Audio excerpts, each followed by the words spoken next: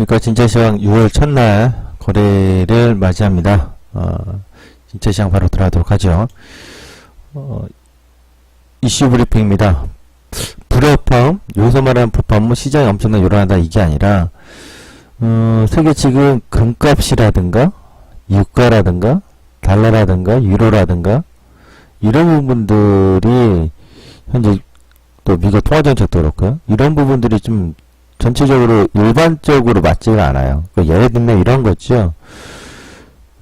달러가 강세를 갈 수 있는 기조, 통화정책 그 구간에서 오히려 달러는 지금 하락하고 달러 인덱스 떨어지고 있고요. 금값도 오히려 달러하고 다르게 움직이는데 좀 과거하고는 움직임이 좀 특이하게 움직이고 있고요. 최근에 유로는 오히려 강화되고 있고 강세로 가고 있고요. 엔화는 또 강세를 가고 있어요. 엔화가 떨어지고 있다는 얘기죠. 뭐 여러가지 시장에서의 내용들이 불협화음의 움직임들 한 화음이 움직이지 않고요. 따로 움직이고 있다 이렇게 좀 보여집니다. 유가도 마찬가지예요. 유가의 흐름도 오히려 오르지 않고 하락하고 있고요. 감산을 연장 합의 행동에 불구하고 유가는 하락하고 있다. 그 전에 제가 얘기했지만 유가 부분은 재고량 증가에 좀 더 초점 맞추는 것 같아요. 국내 4월 산업동향의 발표, 파리 기후협약, 유가 외교 등 요란한 국제정세, 선물 줄지 않는 미결제 약정, 이 세 가지를 살펴보도록 하겠습니다. 먼저 요란한 국제정세입니다. 미국의 파리 기후협정의 탈퇴가 유력하다는 한 인터넷 매체 언론 보도가 있었습니다.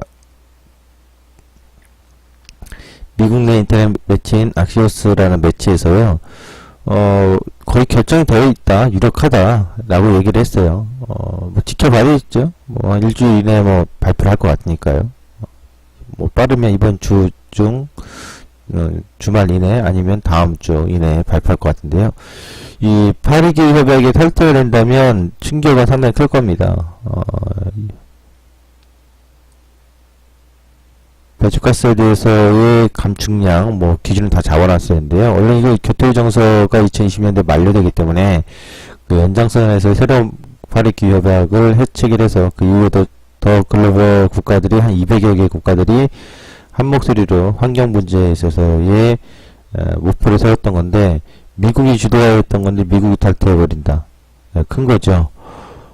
이 부분이 어떻게 시장에서 악재가 나올지, 어떤 반응을 할지는 아직 모릅니다. 왜?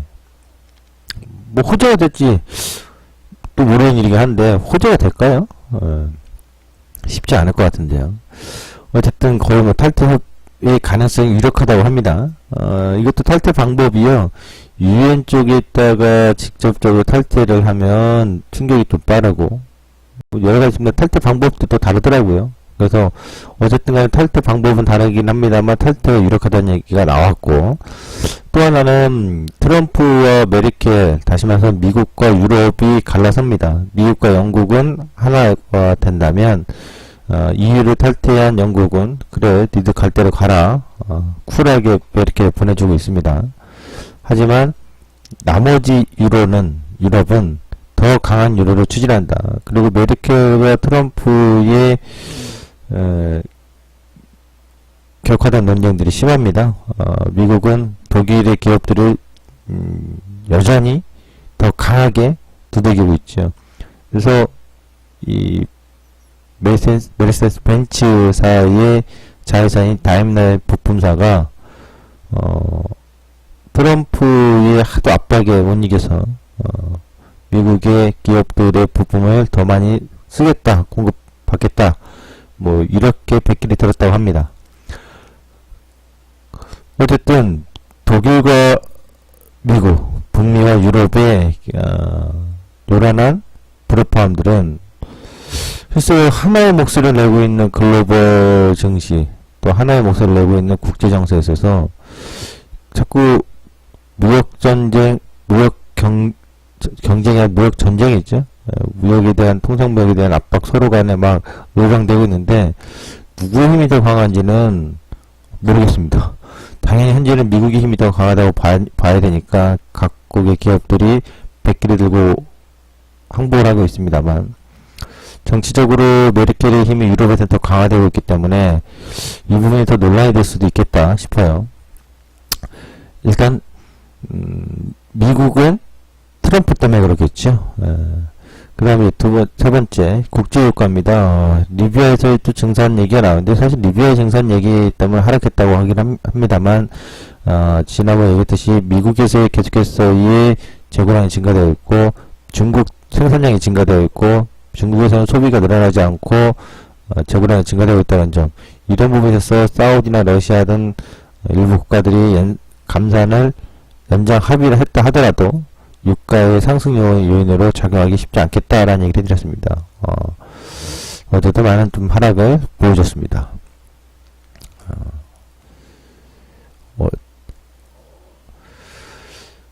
제조업 BSI, 어제 이제 국내 통계청 자료에 들어가시면 4월 산업동향이 발표됐는데요. 제조업황 지수입니다.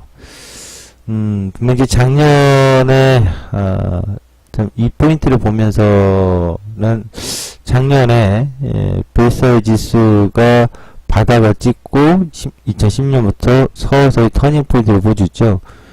평균이 80인데, 제조업 지수는 장기 평균이 80을 상회하는 구간이면, 좋아지는 거예요, 분명. 80을 하회하고 있으면 나쁜 상황이거든요. 지금 좋아지고 있는 국면인데 80에서 좀 감소한 국면이 4월에 나왔습니다. 그러니까 이것이 일시적인 건지 아니면 이렇게 추세적으로 거꾸로 가는 건지는 다음달 5월달, 6월달 좀 더 지켜봐야 되겠죠.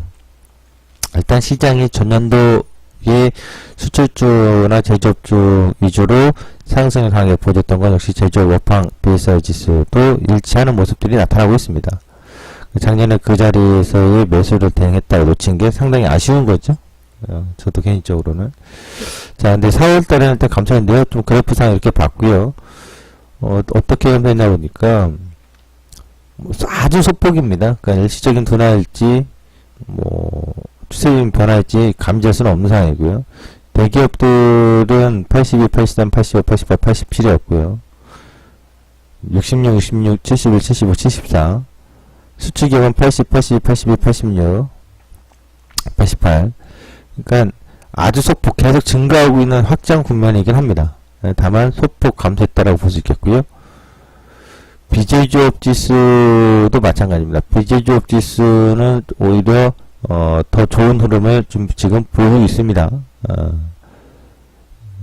장기평균을 상회하고 있거든요. 이런 관점에서 국내 지금 경기 산업 동향 일단 긍정적인 흐름이 계속 반영되고 있는 모습들이긴 합니다. 네. 4월 산업 동향의 내용들을 보면요. 반도체하고 전문과학기술은 광공업은 전체적으로 하락을 했죠. 도소매하고 기계장비가 소폭 상승하고요.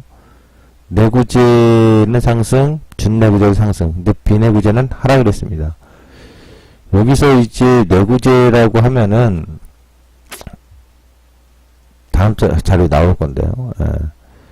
내구재 이건 다음 자료에 설명을 좀 드리겠습니다. 제가 보고 이렇게 보시면 2017년도에 광공업은 1분기죠. 1, 2, 3, 4, 1, 2, 3, 4자 1, 2, 3, 4 보면 3.3, 1.2, 2.2 4월달에 감소했어요. 그리고 내수하고 수출 부분 오면 내수도 8.5, 1.3, 0.7 감소하는 구매에 나타났고요. 수출도 5.4, 2.0, 마이너스 1.2 감소하는 구매에 나타났어요. 4월에. 그리고 국내 기계수주죠. 설비투자, 국내 이제 설비투자 부분이 이렇게 설비투자의 기계수주 쪽은 증가를 했고요. 예, IT 쪽에서 특히 증가를 많이 했죠. 설비투자가 많이 나와서. 건설 부분도, 건설 수주 부분도 29.7 증가했습니다. 제조업의 생산 부분을 보면요.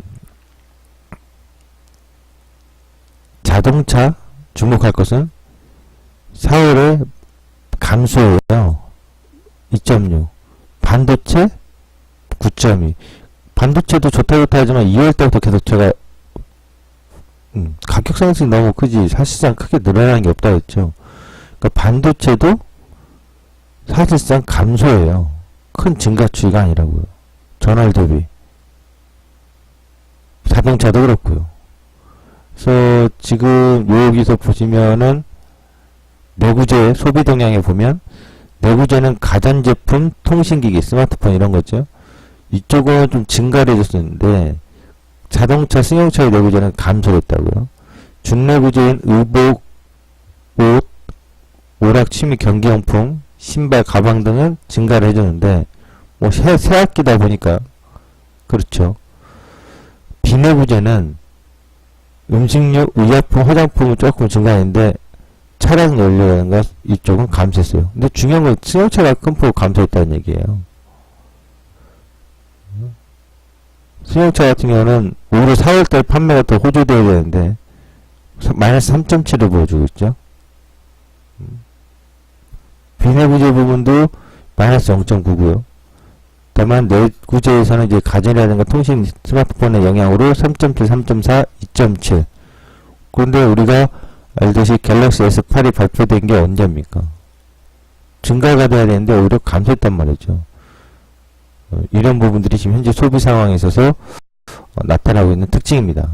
그 4월 산업 동향은 썩 그리 좋은 4월은 아니었다 이거죠. 이게 MSCI EM지수가 아닌데 선행지수입니다. 선행지수 순환 변동치하고 동행 순환 변동치인데요. 그럼 제가 지금 작년에 시장에서의 얘기를 이 얘기도 했었으니까요.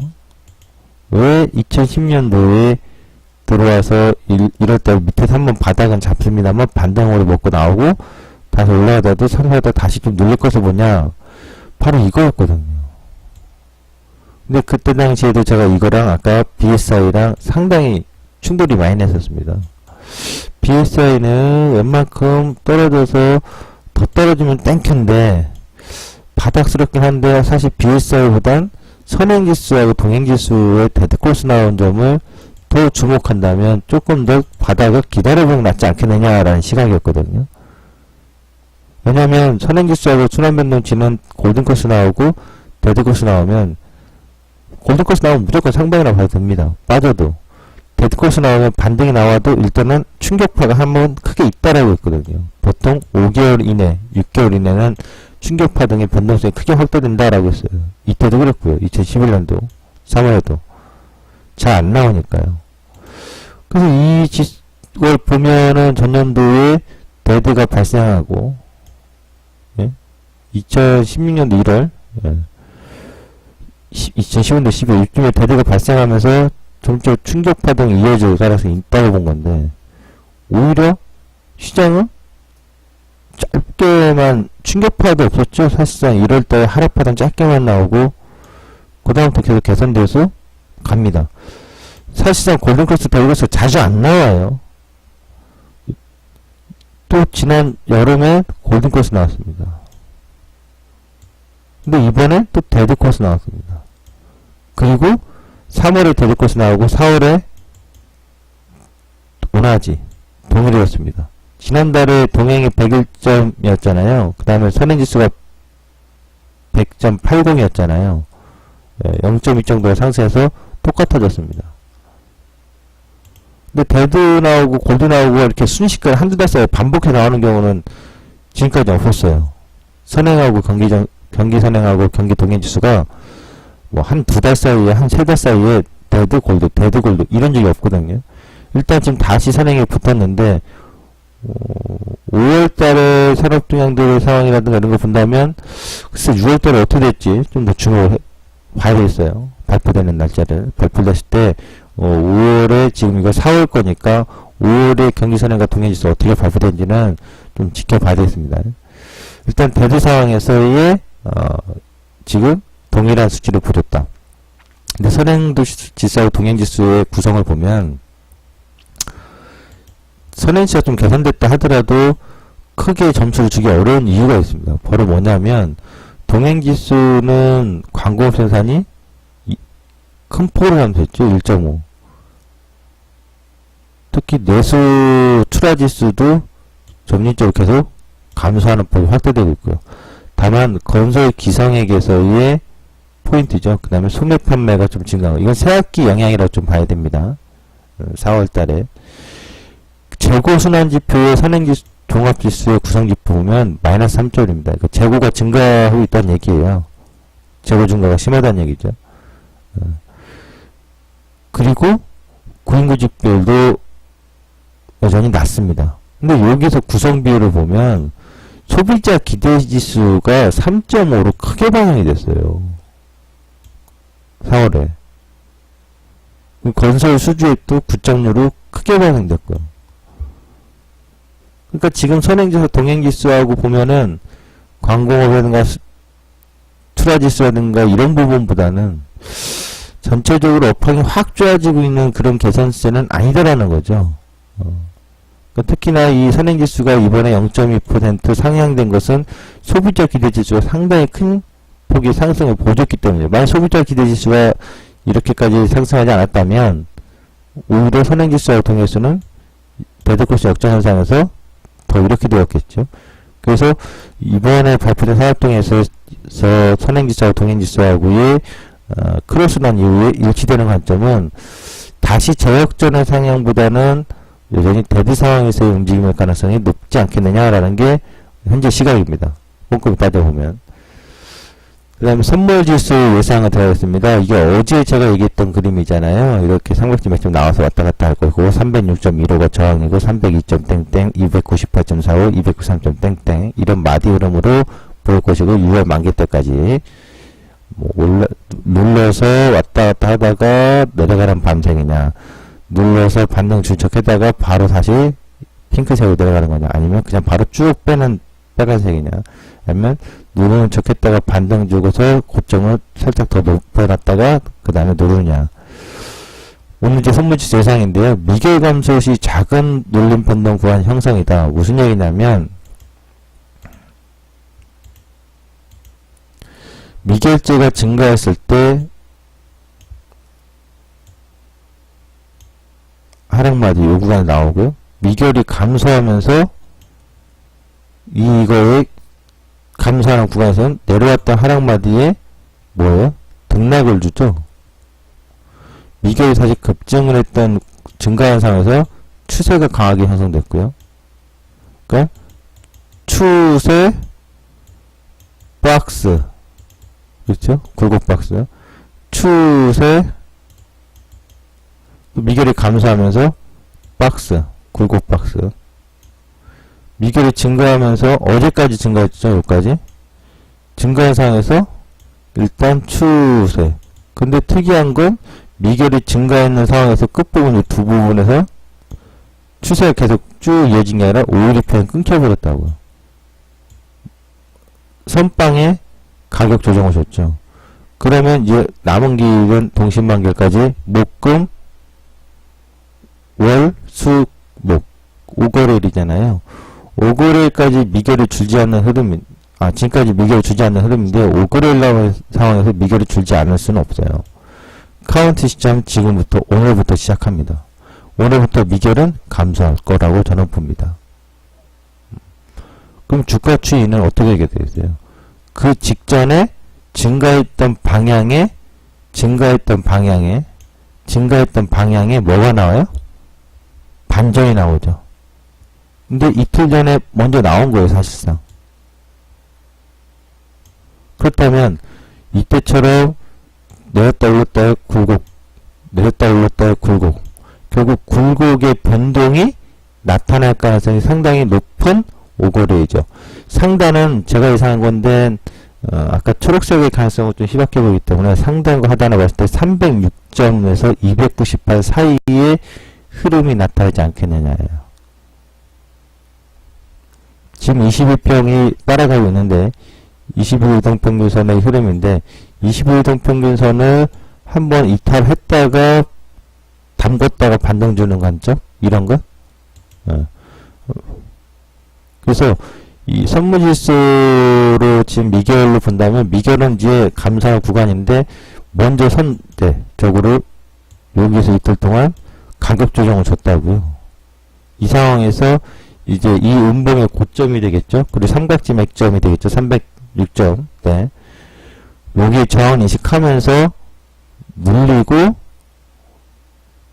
더 빠릿하다가 반등 주고 이런 거냐, 아니면은 눌리고 오르고 왔다 좀 퍼지다가 이럴 거냐 이거예요. 이렇게 좀 봐야 되겠죠. 구간의 영향이 있어서.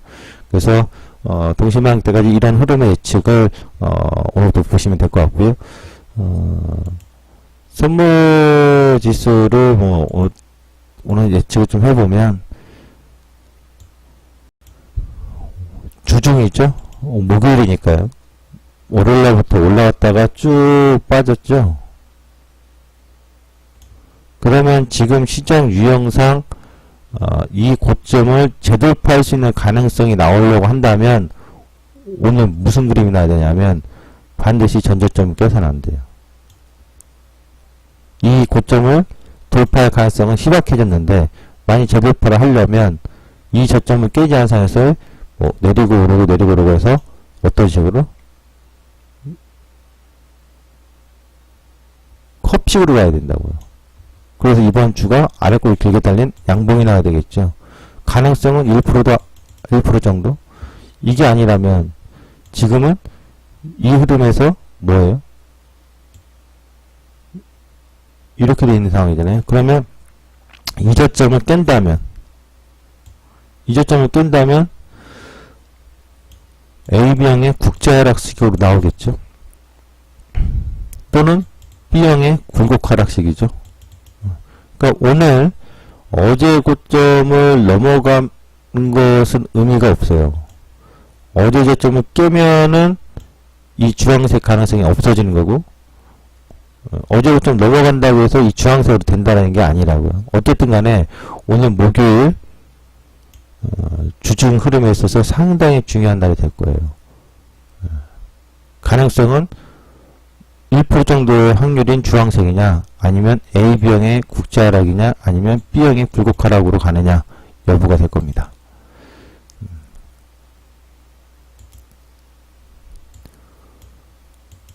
오늘 진짜 시황의 브리핑은 여기까지입니다. 마치겠습니다.